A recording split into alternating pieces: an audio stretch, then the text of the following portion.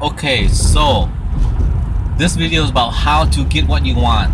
Okay, number one things to do is this: you don't care to go for it. Meaning like, oh, you're nonchalant about it. Maybe deep inside your mind you want to get it. But this is how I got into the FBI too, right here, FBI Minneapolis. Back in 1992, I was a student.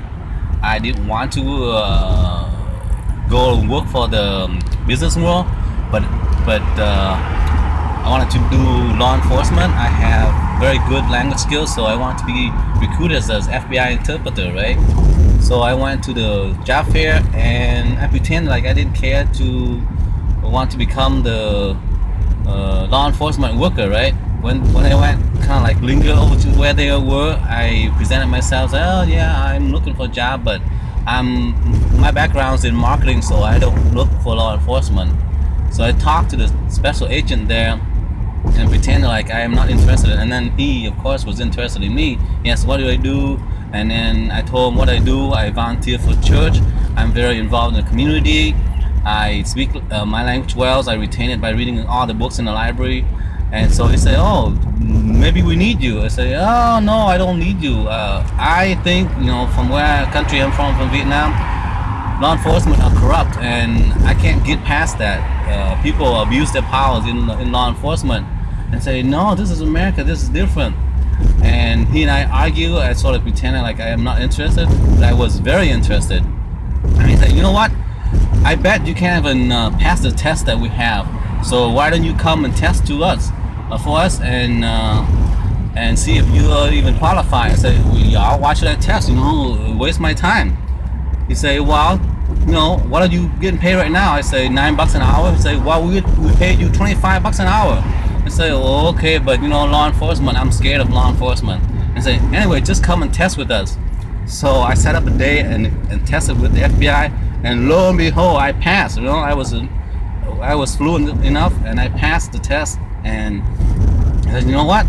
You seem to be a good person. You don't have any criminal background. Let us investigate you a little bit to see if you qualify to work for us. I say, oh, okay, you can if you want to. I'll sign the paper, you know. But again, I'm not interested in law enforcement. As you see, I have a marketing degree from Carlson School of Management. I want to do marketing, and 93 is when I graduated. This is 92, right? I'm looking for internship and shit. And so lo and behold, they passed my background. I never go out of the country or do anything bad. I don't even have a library fine, you know. They look for that kind of shit, but I didn't. So I passed, and lo and behold, I said, hey, we have a case going on right now. Why don't you come on board and work for us? I said, I don't know. What? I'm still in school. I said, well, then work part-time. So lo and behold, I was still in school, and the FBI recruited me, and I worked for them full-time, you know, because the criminal hours are off hours, not business hours. So I work for them, like say from 6 p.m. to 2 a.m. Yeah, because that's when the criminal goes out and do work, and during the day they sleep very, very late. So perfect timing. I go to school during the day, and at night I work for the FBI, and that's how I got in, you know. Like Mike dealers say, you know, you don't care, then people try to recruit you even more.